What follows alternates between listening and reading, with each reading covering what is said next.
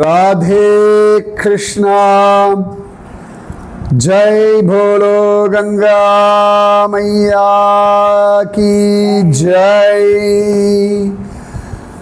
जय भोलो हिमाचल पर्वतराज की जय। बोलो भारत माता की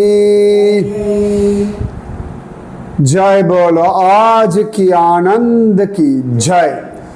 जय बोलो आज की आशीर्वाद की जय। அழகான மகா சிவராத்திரி புண்ணிய தினம் இன்னைக்கு. வைஷ்ணவானாம் யதாசம்புஹு, ரொம்ப பிடிச்ச ஒரு வாக்கியம். பரம வைஷ்ணவர்கள் உத்தமமானவர் சிவபெருமான் அப்படின்னு ஸ்ரீமத் பாகவதம் சொல்றது. ரொம்ப அழகா இருக்கும் அந்த ஸ்லோகமே, ரொம்ப அழகு. அவருடைய ராத்திரி மகா சிவராத்திரி. சிவராத்திரி மாதம் மாதம் உண்டு, இது மகா சிவராத்திரி. இன்றைக்கெல்லாம் உஜ்ஜைன் மகாகால், ஓம்காரேஸ்வரர் எல்லாம் பார்க்கணும். திரியுகி நாராயணன், அதுக்கப்புறம் நம்ம உக்கிமட் ஓம்காரேஸ்வரர் எல்லாம், அப்புறமா ட்ரியம்பகேஸ்வரர் எல்லாம் பார்க்கணும். ரொம்ப அழகாக இருக்கும். நான் பார்த்த சிவாலயங்கள் ஒவ்வொன்றும் ஒரு அழகு வச்சுக்கோங்களேன். எதை சொல்கிறது எதை விடுறது, ஒவ்வொரு கோவிலும் ஒவ்வொரு விதத்தில் ஒரு அழகு. ஆதிசங்கர பகவத் பாதர் பூஜை பண்ண ஸ்பட்டிகலிங்கம் இந்த ஜோஷி மட்டில் நிறைய இருக்குது. அப்புறமா நம்ம உடுப்பியில் இருக்கக்கூடிய சந்திரமௌலீஸ்வரர், அதுக்கப்புறமா அழகா அனந்தேஸ்வர மகாதேவர், நம்ம கங்கல்ல இருக்கக்கூடிய தக்ஷேஸ்வர் மகாதேவர், அப்புறம் டெஹ்ராடூன் பக்கத்தில் இருக்கக்கூடிய தப்கேஸ்வர் மகாதேவர். அவ்வளோ மகாதேவரை நான் நிறைய பார்த்துருக்கேன். ஒவ்வொரு மகாதேவரும் ஒரு அழகு. அது உஜ்ஜைனில் பார்த்தோம்னா மகாகாலில் 84 சிவலிங்கங்கள் உண்டு. மகாகால் இல்லாமலே 84 சிவலிங்கங்கள் எனக்கு தெரிஞ்சு. அது ஒவ்வொருத்தரும் அழகு. ரொம்ப ரசிச்சிருக்கேன் அந்த அந்த சிவபக்தர்களுடைய அந்த ஒரு பக்தி. நிஜமாகவே ஒரு அழகு. திருவண்ணாமலை ஒரு அழகு. அதுக்கப்புறமா நம்ம கும்பகோணம் பக்கத்தில் அவ்வளோ அழகு. இது மாதிரி புவனேஸ்வர் அவ்வளோ பெரிய சிவலிங்கம் அப்பா. அப்புறமா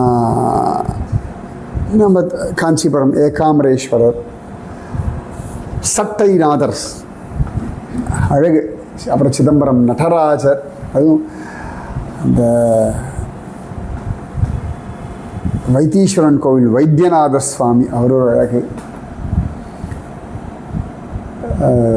சீர்காழி இந்த சட்டைநாதர், தோணியப்பர் அப்பா நிஜமாவே என்ன அழகு. பேரூர் பட்டீஸ்வரர் கோயம்புத்தூர் பக்கத்தில் ஒவ்வொன்றும் ஒரு அழகு. அது மாதிரி நாக்நாத், நாகேஸ்வர் துவாரகா பக்கத்தில் ஜோதிர்லிங்கத்தில் ஒருத்தர். பீமா சங்கர் அவர் ஒரு அழகு.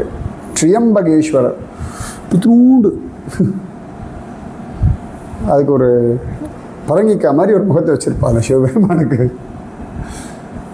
நிஜமாவே அது மமலேஸ்வர், இந்த ஓம்காரேஸ்வரில் ட்வின் லிங்கம்ஸ், அதில் ஒருத்தர் மமலேஸ்வர், மண்ணாலான ஒரு மூர்த்தி. நிறைய அத்தனை துவாரகையில் பார்த்துருக்கேன். அப்புறம் நம்ம புரி புவனேஸ்வர், அப்புறம் அங்கேயே இருக்கக்கூடிய லோகநாத். அவர் லோகநாத் அப்படின்னா லௌகிநாத். அவர் லௌகினா சொரக்கா. அந்த கோவிலோட சரித்திரம் ரொம்ப அழகாக இருக்கும். ராமன் வந்த பொழுது அவருக்கு சிவலிங்கம் கேட்டாராம், ஒன்றும் கிடைக்கலையா. ஒன்று அங்கே இருக்கிற ஒரு சொரக்காவை கொடுத்து இதை வச்சு பூஜை பண்ணுட்டாராம். அதை வச்சு அவர் பூஜை பண்ண சொரக்காலிங்கம் இது பேர். அந்த மாதிரி ஹட்கேஸ்வர்னு ஒருத்தர் உண்டு. புரியிலிருந்து அந்த நீல்மாதவ் போகிற வழியில் ஒரே அகமுடையாரில் 11 லிங்கங்கள் இருக்கும். நாங்கள் பார்த்த ஏகாதச லிங்கம் அங்கே தான் நான் பார்த்துருக்கேன். நர்மதா, அவன் மடியில் எல்லாமே லிங்கம் தானே. அதுவும் இந்த நர்மதைக்கு நடுவில் இருக்கக்கூடிய பானாசுரன் பூஜை பண்ண நர்மதேஸ்வரம். இந்த அஹில்யாபாய் ஹோல்கர் அந்த அம்மா பார்த்தோம்னா கையில் எப்பயும் சிவலிங்கம் வச்சுட்டே இருப்பாள். அவள் டெய்லி சிவலிங்கம் வச்சு பூஜை பண்ணுவாள். மாதிரி கிருஷ்ணேஸ்வர் மகாதேவர் அந்த ராணி டெய்லி சிவலிங்கம் பிடிச்சு பூஜை பண்ணி அதை அப்படியே அந்த குளத்தில் விடுவாள், கிருஷ்ணேஸ்வர் குளத்தில். நிஜமாவே அது ஒரு அழகு. அப்படின்னா நம்ம கண்ணப்ப நாயனார் ஒரு அழகு. நான் உருண்டு பிறண்டு தடவின சிவலிங்கம்னா கேதாரேஸ்வரர். அவர் மேலே இருக்க நெய்யெல்லாம் என் மேலே பூசிண்டு பல் தேய்க்காமல் குளிக்காமல் போய் தொட்டு பூஜை பண்ண சிவலிங்கமும் அதுதான். மடியாக போய் தொட்ட சிவலிங்கமும் அவர் தான். மத்தியான நேரமும் பார்த்த சிவலிங்கம் அவர் தான். விடியற்காலம்புற பார்த்த சிவலிங்கம் அவர் தான். அர்த்தராத்திரி பார்த்த சிவலிங்கம் அவர் தான். குளில் நடுங்கிண்டு பார்த்த சிவலிங்கமும் அவர் தான். ராச பௌர்ணமி அன்னைக்கு பார்த்த சிவலிங்கமும் அவர் தான். இவர் எல்லாரோட நமக்கு ஃபேவரட் பிருந்தாவனத்து சாயங்காலத்து கோபேஸ்வர மகாதேவர், அவர் ஒரு அழகு. குப்த காசி, அவர் ஒரு அழகு. அந்த கூட்டத்தில் அத்தனை பேரையும் அலைய விடுற காசி விஸ்வநாதர் ஒரு அழகு. எதை சொல்கிறது எதை விடுறது? நான் ஜோதிர்லிங்கத்தில் ராமன் கொஞ்சம் தான் இன்னும் பார்க்க வேண்டியிருக்கு எனக்கு. ஆல்மோஸ்ட் எல்லாரையும் பார்த்துட்டேன் நான். இன்னொரு 3-4 பேர் இருப்பான்னு நினைக்கிறேன். 12 ஜோதிர்லிங்கத்தில் சில பேர்லாம் தான் இன்னும் பார்க்க வேண்டியிருக்கு. ஒவ்வொன்றும் ஒரு அழகு வச்சுக்கோங்க. அது மாதிரி ரொம்ப பிடிச்ச ஸ்ருங்கேரியில் இருக்கக்கூடிய ஸ்ருங்கி மகரிஷி, நம்ம ரிஷ்யசிங்க சிவலிங்கம், அது ஒரு அழகு. நிறைய துங்கநாத் ஒருத்தர் இருக்கார், ருத்ரநாத். அடா அந்த திருமுக மண்டலம் மாதிரி எங்கேயுமே கிடையாது. அரே அப்படியே கண்ணுக்குள்ள இன்னும் நான் கூட கேட்டேன் அலங்காரமான இல்லை, லிங்கமே அப்படிதான். நிஜமாவே சிவமுகம் பார்க்கணும்னா அங்கே தான் அண்ணா அழகு. அடா அதே மாதிரி சங்கடஹரண மகாதேவர் கோகுலம், அவர் ஒரு அழகு. ரங்கேஸ்வர் மகாதேவர் மதுராவில் ரங்கபூமி பக்கத்தில் இருக்கக்கூடிய சிவபெருமான். ஜாலியாக இருக்கும். ஒவ்வொன்றும் ஒரு அழகு, ஒவ்வொன்றும் ஒரு விசேஷம். அப்படிப்பட்ட அழகான ஒரு நாளில் நாம் கங்கா பூமியில் இறங்கக்கூடிய அந்த கங்காதரன் வைபவத்தை அனுபவிக்கிறோம். பகீரதன் அவ்வளவு அழகாக பிரம்மதேவர் தபஸ் பண்ணி 1000 வருஷம் காத்திருந்து அவர் வந்து சிவபெருமானிடத்தில் பிரார்த்தனை பண்ணு, அவர் தலையில் வாங்கிப்பார், அவரால் மட்டும்தான் வாங்க முடியும் சொல்ல. அப்புறம் சிவபெருமானை குறித்து 1 வருஷம் தபஸ் பண்ண, அதன் பிறகு அவர் தலையில் தாங்கிக்கிறேன்னு சொல்ல. சில இடங்களில் கங்கை கிட்ட தனியாக தபஸ் பண்ணான்னு இருக்கு. ஆனால் வால்மீகி ராமாயணத்தில் அப்படி இல்லை. கங்கையை நீ இறங்கணும்னு முதல்ல பிரம்மதேவர், அப்புறம் கங்கா, அதுக்கப்புறம் சிவபெருமான், அப்படி தான் போகிறது சில இடங்களில். வால்மீகி ராமாயணத்தில் கங்கை கிட்ட தபஸ் பண்ணான் அப்படின்னு. ஏன்னா பிரம்மதேவர் சொல்லியாச்சுன்னா கங்கை இறங்கி தானே ஆகணும். ஆனால் கங்கைக்கு ஒரு அகம்பா வரை இவர் என்னத்தை இந்த ஜடாதாரி என்ன நினச்சிருக்காருன்னா கொன்றை பூவை தலையில் சூட்டிக்கிற மாதிரி நினச்சுட்டாரா? இவர் என்ன தெரியும் என்னோடய ஃபோர்ஸை பற்றி நினச்சுட்டார். அவர் பார்த்தார், உனக்கு என்ன தெரியும் என் ஜடாமுடியை பற்றி அப்படின்னு முடிவு பண்ணார். அப்படி இறங்கினால் ஜடாமுடியில் அரெஸ்ட் பண்ணி வச்சுட்டார். அவ்வளோதான். அது பேச்சே கிடையாது. உனக்கு என்ன தெரியுமா அப்படின்னா ஒன்றும் கோச்சிக்கலாம் இல்லை. முடிஞ்சால் ஜடாமுடியை தாண்டி வெளில போய் பாருடி அப்படின்னு பிடிச்சுட்டார். அவ்வளோதான். அங்கேயே சுற்றின்னு இருக்காளாம். அவன் பார்த்தான், வருவான்னு பார்த்தா சிவபெருமான் தலைக்கு இறங்கிட்டான்னு தெரியுது. அங்கிருந்து கீழே இறங்க மாட்டேங்கிறா. கோச்சிக்கெல்லாம் முடியாது சிவபெருமான் இடத்துல. இந்த பாரு அவளை திமிர் அடங்கட்டும் அப்புறம் விடுறேன் அப்படின்டுவார். எதாவது பேச முடியாது விட்டேன். பிரம்மதேவரில் ரெக்கமெண்டேஷன்லாம் ஒன்றும் செல்லுபடி ஆகாது. ஸ்ட்ரைட் டீலிங் மட்டும்தான். இவன் பார்த்தான், நம்ம பகீரதன் நமக்கு வேணும், அவ்வளோதான். சாமியோ ஆசாமியோ உங்களுக்கு வேணும்னா நீங்கள் தான் கேட்கணும். நீங்கள் தான் மீண்டும் மீண்டும் மீண்டும் மீண்டும் கேட்டு வாங்கி கொள்ளணும். அதுதான் தவம். தத்ரைவாவப்ரமத் தேவி சம்வத்சரகணான் பகூன் தாமபஷ்யன் புனஸ்தத்ர தப பரமமாஸ்திதஹ. தேவி அங்கே வரலையேன்னு சொல்லி திரும்பியும் தபஸ் பண்ண ஆரம்பிச்சுட்டான். வருஷக்கணக்காக அங்கேயே இருக்காளாம். ஸோ முதல்ல பகீரதன் பிரம்மா குறித்து தபஸ் பண்ணது வேணால் நம்மளோட கோகர்ணம்ன்ற நேபாள், இந்த காத்மண்டு பக்கத்தில் இருக்கு. ஆனால் நாம் இன்னைக்கு இந்தியாவில் போய் பார்த்தோம் வச்சுக்கோங்களேன், எங்கள் ஊர் உத்தராகண்டில் போனோம்னா கங்கோத்ரின்னு ஒரு இடம் உண்டு. அதை தாண்டி தான் கோமுகம்னு பேர். பசுமுகம் மாதிரி அங்கேருந்து தான் கங்கை வெளியில் வரான்னு. அந்த கோமுகம்ன்றது 18 கிலோமீட்டர் தள்ளி கங்கோத்ரிலேருந்து. இப்படியா இந்த வருஷம் போகணும்னு நினச்சிட்டு இருக்கேன், பார்ப்போம். அந்த கோமுக் அந்த 18 கிலோமீட்டர் தள்ளி தான் கங்கோத்ரி. அங்கே தான் கங்கைக்கு அழகாக கோவில் கட்டியிருக்கார்கள். ரொம்ப அழகான ஒரு ஸ்தலம் கங்கோத்ரியில். இன்றைக்கும் பகீரதன் ஷிலா அப்படின்னு ஒன்று இருக்குது. பகீரதன் பாறைன்னு அதுக்கு பெயர். அங்கே தான் அவன் தபஸ் பண்ணான்னு இருக்கு. எனக்கு அந்த இடத்துல போய் அந்த பாறை எப்படி தோணும், அங்கேயே நின்றுருப்பேன். எனக்கு கங்கா மாதா கோவிலை விட கங்கோத்ரியில் அந்த பகீரதன் பாறை தான் ரொம்ப பிடிக்கும். பாறை மாதிரி மனசு ஆகணும், அசரவே கூடாது, மனதில் உறுதி வேண்டும். அதுக்கான நேர் அர்த்தம் பகீரதன். என்ன வந்தாலும் அசரக்கூடாது, என்ன வந்தாலும் கொண்ட கொள்கையை விடப்படாது, அடைஞ்சே ஆகணும். இந்த செய் அல்லது செத்து மடி இல்லை, செய் பிறகு செத்து மடி. டூ ஆர் டைலாம் கிடையாது, do it and then die, அவ்வளோதான். அதுக்கு ஒரு உதாரணம் நம்ம பகீரதன். அப்போ அப்படி ஒரு தபசம் சிவபெருமான் பார்த்தாரு. சரி, இவளை கொஞ்சம் அடக்கியாச்சு போதும், இவளை இப்படியே பிடிச்சி வச்சிருந்தாலும் யாரும் ஒன்றும் கேட்க முடியாது. இந்த கங்காதரன் ஆயிட்டார். கங்காதரன், கங்கையை தரித்ததனாலே கங்காதரன்னு பெயர்.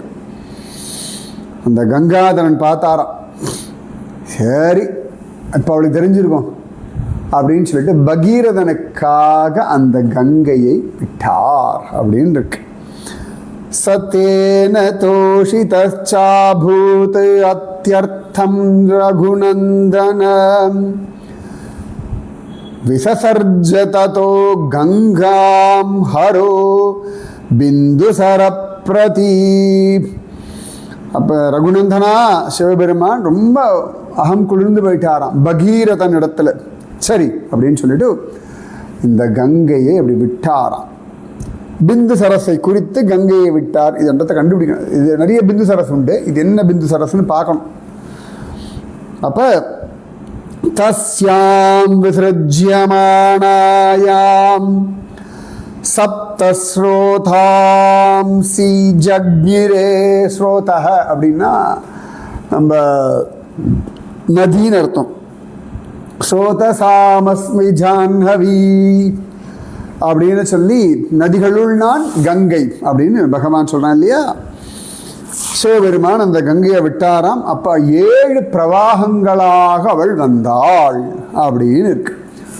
இந்த நிறைய பேர் சொல்லும் பொழுது இந்த யமுனா, சரஸ்வதி எல்லாமே கங்கையினுடைய கிளை நதிகள் அப்படின்னு சொல்லிடுவார். ட்ரிபியூட்ரிஸ் ஆஃப் கங்கா அப்படின்னு சொல்லிடுவார். இப்போ எப்படி காவேரி, கொள்ளிடம் சொல்கிறோம் இல்லையா, இதெல்லாமே காவேரியினுடைய கிளை நதின்னு சொல்லுவோம். கிருதமாலா, தாமிரபரணியோட கிளை நதி அப்படின்னு சொன்னால் எல்லாத்தையும் நிறைய கிளை நதிகள்னு சொல்லுவோம். அப்போ 7 பிரவாகங்களாக இந்த கங்கை வெளிப்பட்டார். நான் அப்பவும் சொல்லுவேன், இந்த உத்தராகண்ட் போனோம்னா அவளுக்கு கேதார்லேருந்து வந்தால் அவள் பேர் மந்தாகினி, பத்ரிலேருந்து வந்தால் அலக்கநந்தான்னு பேர். அவள் தௌளி கங்காவா ஒரு இடத்துலேருந்து வருவா, பிண்டார்னு ஒரு இடத்துல வருவா, அப்புறமா நம்ம பாகீரதியா ஒருத்தி வருவா, அப்புறம் நந்தாகினின்னு ஒருத்தி வருவா நந்தப்பிரயாகையில். எல்லாம் சேர்ந்து தேவப்பிரயாகையில் ஒரு கங்கைன்னு பேர். அதுக்கு முன்னாடி வரைக்கும் அவள் நிறைய பெயர்கள். அப்புறம் கருட கங்கா, பாதாள கங்கா, கல்ப கங்கா, ரிஷி கங்கா, அமிர்த கங்கா. ஏன்னா அவ்வளோ கங்கா நானும் பார்த்துட்டே இருக்கேன். ஒவ்வொரு வாட்டியும் எத்தனை கங்கா பார்த்துட்டு மறந்தே போயிடுது. அவ்வளோ கங்கை பார்த்தா சொல்ல தட்சிண கங்கா, கோதாவரி, அவ பேரும் கங்கா தான். எல்லாமே கங்கா கங்கா கங்கா தான். அப்போ 7 பிரவாகங்களாக அவள் வந்தாளாம். தஸ்யாம் விசிருஜ்யமானாயாம் சப்தஸ்ரோதாம் சி ஜக்ஞிரே ஹ்லாதினி பாவனி சைவநலினி ச ததா பராம். அவ்வளவு அழகா அப்படி வந்துட்டா. திஸ்ரஹ பிராச்சீம் திசம் ஜக்முஹு கங்காஹ சிவஜலா சுபாஹ. அதில் 3 ஹ்லாதினி, பாவனி, நளினின்னு 3 பேரா வராளா. கிழக்கு திசையில் நோக்கி வராளா. ஹ்லாதினி, பாவனி, நளினி. சம்ஸ்கிருதத்தில் நளினி தான், தமிழில் தான் நளினி. இப்போ காளியன் சம்ஸ்கிருதத்தில் காளியன்னு தான், தமிழில் தான் காளியன் அப்படிங்கிறது. சம்ஸ்கிருதத்தில் காளி தேவி தான், தமிழில் தான் காளி. இந்த பெரிய அல்லா போடுறது தமிழ் இலக்கணப்படி காளின்னு ஆயிடும். சம்ஸ்கிருதத்துலலாம் காளி, காலா காளி, கருப்பின்னு அர்த்தம். காளின்னா கருப்பி, காலா காளி, காலானா கருப்பன், காளின்னா கருப்பி, அவ்வளோதான். கருப்பி கருப்பா, அவ்வளோதான். அந்த மாதிரி ஹ்லாதினி, பாவினி, பாவனி, நளினி ரொம்ப நளினமாக இருக்கிறதுனால தமிழில் தான் நளினம் சொல்லணும், சம்ஸ்கிருதம் நளினம் தான். இப்படி கிழக்கு திசையை நோக்கி போனவா ஹ்லாதினி, பாவனி, நளினி. இந்த பேர்லாம் தெரிஞ்சு வச்சுக்கோங்க. சுசக்ஷுச்சைவ சீதாச்ச சிந்துச்சைவ மகாநதி திஸ்ரஸ்த்வேதாதிஷம் ஜக்முஹு பிரதீச்சீம் து சுபோதகாஹ. அழகாக இவளுக்கு ஒரு பேர் சொல்கிறா, சிவஜலான்னு பேர். சிவஜலான்னா சிவனுடைய ஜலம்னு ஒரு அர்த்தம் பண்ணிக்கலாம், மங்களகரமான ஜலம் விடு, அதனால சிவஜலா. அழகான பேர் பாருங்க, இதெல்லாம் குழந்தைங்க பேர் வைக்கலாம், சிவஜலா அப்படின்னு. சிவஜலா சுபா, மங்களகரமானவள், அதனால சுபான்னு பேர். அவள் இன்னொரு பக்கம் என்ன பண்றா, சுசக்ஷு, மகாநதியான சுசக்ஷு, சீதா, சிந்து. சிந்து சொல்றோம் இல்லையா, சிந்து நதியும் கங்கா பிரவாகம் தான் அப்படின்னு இருக்கு. சீதா, சுசக்ஷு, சிந்து. கிழக்கு திசையை நோக்கி போறது ஹ்லாதினி, பாவனி, நளினி. மேற்கு திசையை நோக்கி போகிறது சுசக்ஷு, சீதா, சிந்து. இது 3 மேற்கு நோக்கி போகிறது. மொத்தம் 7 பிரவாகமாக வரான்னு. அப்போ மீதி 1 சப்தமீ சான்வகாத்தாசாம் பகீரதமதோ நிருபம். இந்த 7ஆவதான ஒருத்தி பகீரதன் பின்னாலே வந்தாள். 7 பேர், ஹ்லாதினி, பாவனி, நளினி, சுசக்ஷு, சீதா, சிந்து, பாகீரதி. இவளுக்கு மட்டும் பேர் வைக்கல, அழகா வந்துட்டாளாம். பகீரதோபி ராஜர்ஷி திவ்யம் சந்தனமாஸ்தித பிராயாதக்ரே மகாதேஜா கங்காதம் சாப்யனுவ்ரஜதः. என்ன ஒரு தபஸ் பார்த்துக்கோங்க இந்த பயலுக்கு. பயல்னு சொல்கிறேன், ரொம்ப வயசானவர் தான், ஆனால் விடாப்பிடியான ஒரு பிடிவாதம். உடம்பு முடியலையா சரி பண்ணி ஆகணும்னு பிடிவாதம் வச்சுக்கோங்க. அது நான் குருஜி அம்மாட்ட பார்த்துருக்கேன். அதனால தான் இப்போ எனக்கு அடியெல்லாம் பட்டா திரும்பி மேலே மேலே மேலே எழுந்து வரேன்னா அதுக்கு குருஜி அம்மா பெரிய இன்ஸ்பிரேஷன் எனக்கு. அப்பா ஒவ்வொருத்தரும் ஒவ்வொரு இதில் இன்ஸ்பிரேஷன் வச்சுக்கோங்களேன். நிறைய பேர் நான் ஒவ்வொருத்தரும் இப்படி பார்த்துட்டே இருப்பேன். இவாக்கிட்ட இந்த விஷயத்தை கற்றுக்கணும் அப்படின்னு இன்னி வரைக்கும் கற்றுக்கொண்டே இருக்கேன் நான். அது ஒரு பெரிய இன்ஸ்பிரேஷன். அத்ரி அனசூயா ட்ரெக்கிங் போகும்போது அங்கே ஒரு சாதுவை பார்த்தேன். அவர் ஒரு டாக்டர் எல்லாத்தையும் விட்டுட்டு தனியாக உட்காந்துருக்கார் அந்த காட்டில். அத்ரி அனசூயா யார்ட்டையும் பேச மாட்டார், என்ன எழுதி காமிப்பார். நான் கூட கேட்டேன், நீங்கள் டாக்டர் தானே அப்படின்னு கேட்டேன். அப்படியே ஊரில் சொல்லிக்கிறாளா அப்படின்னார். ரொம்ப ஆச்சரியம் அவர். நிஜமாவே தனியாக அந்த காட்டில் தனியாலாம் நிஜமாவே அசாத்திய தைரியம் வேணும். அந்த அந்த அங்கே வரக்கூடிய நதியே பயமுறுத்தும் அந்த சப்தமே. அதாவது சும்மா அப்படி போயிட்டு ஒரு 1/2 மணி நேரம் உட்காந்து ஃபோட்டோ வீடியோ எடுத்துகிட்டு ஜாலியாக வர்றது வேறு. அந்த கரையிலே உட்காந்துட்டு காட்டுக்கு நடுவில், அதுவும் அங்கேருந்து அப்படியே ருத்ரநாத் ட்ரெக்கிங் உண்டு. நல்ல விஷமுள்ள பாம்புகள் அலையிற இடம் அதெல்லாம். ஆனால் அவரை பார்த்தா அந்த பயம்னா என்னன்னே தெரியாது. அங்கெல்லாம் ஏதோ சோலார் லைட் அவ்வளோதான். அங்கே காட்டில் கரடி, சிறுத்தை என்னெல்லாமோ அலையும். யாராவது கொடுக்குறத வச்சு சாப்பிடுவார். நாங்கள் எடுத்துன்னு போய் ஏதோ கொடுத்தோம், அதையும் எங்களுக்கே கட் பண்ணி கொடுத்துருவார். ஆப்பில் யாராவது கொடுத்தா போதும் வச்சுக்க வேண்டாம் பத்திரமா, அதையும் கட் பண்ணி எங்களுக்கே பிரசாதமாக கொடுத்துட்டார். நிஜமாகவே ஆச்சரியம். அப்போ அவ்வளோ பெரிய தபஸ். அந்த தைரியம் வரட்டும் அவங்க எல்லாருக்கும். என்ன ஆகிட போகிற வாழ்க்கையில் பார்த்துருவோமே, இதுவும் கடந்து போகும். பகீரதன் என்ன பிரயத்தனம், ஜெயிச்சுட்டேன்னு கொண்டாட வேண்டாமா? அதனால ஜெயிக்கல, இது பாதி தான் ஜெயிச்சிருக்கானா. இந்த கங்கை பூமியில் இறங்குறது பாதி, இது கொண்டு போய் அந்த சகரபுத்தருடைய சாம்பல் மேலே பட்டு சாம்பல் அதில் கரைஞ்சாதான், கரைஞ்சி இவர்கள் சொர்க்கத்துக்கு போனான்னு கன்ஃபர்மேஷன் கிடைக்கிற வரைக்கும் இன்னும் இவனுடைய தவம் முடியவில்லை. ஞாபகம் வச்சுக்கோங்க. அதான் பகீரத பிரயத்னம்னு பேர். பிரயத்தனம்னா முயற்சி, பிரயத்தனம்னா ரொம்ப பெரிய முயற்சி. பகீரத பிரயத்தனம்னா ஹெர்குலியன் டாஸ்க், அது ஆகாசத்தை வில்லா வளைக்கிறது. ஹெர்குலியன் டாஸ்க்னு சொல்லுவோம். ஹிமாலயன் டாஸ்க், ஹிமாலயம் எவ்வளோ பெருசு, அந்த மாதிரி கற்பனை கூட பண்ணி பார்க்க முடியாத ஒரு பெரிய ஒரு காரியத்தை தேமேன்னு சாதிச்சுட்டு அவன் பாட்டுக்கு அப்பா இறங்கிட்டான்னு சொல்லிட்டு மகா தேஜஸ்வியான ராஜஸ்வியான பகீரதன் தன்னுடைய ரதத்தில் ஏறி முன்னாடி போகிறான். எல்லாரும் கங்கையை தேடின்னு போனால் கங்கை இவன் வர போகிற வழியில் பின்னாடியே வராளாம். எப்படி இருக்கும்? கங்கை இவன் பின்னாடி வரான்னா தபஸு. எப்பா இவன் நிஜமாவே பெரிய ஆள் தான். ஏன்னா சிவபெருமான்கிட்டே எப்படி வாலாட்டுற கங்கை இவங்ககிட்ட வாலாட்ட தெரியாதா? ஆனால் வேண்டவே வேண்டாம் சாமி, இவன் பிரம்மதேவர் சிவபெருமான் எல்லாரையும் வசப்படுத்தி வச்சிருக்கான். நான் எத்தியான வாலாட்டினான இவன் கமண்டலில் பிடிச்சி எடுத்துன்னு போயிடுவான். பம்பே வேண்டான்னு சொல்லிட்டு பின்னாடியே வராளாம். இதுதான் வேணும். கங்கையை பின்னால் வர வச்சான். கங்கையை பக்தியில் வசப்படுத்தி விடலாம். அப்போ அப்படி இறங்குறாளாம். ககனா சங்கர சிரஸ்ததோ தரணீமாகத வியசர்பத ஜலம் தத்ர பிரதிசப்த புரஸ்கிருதம்.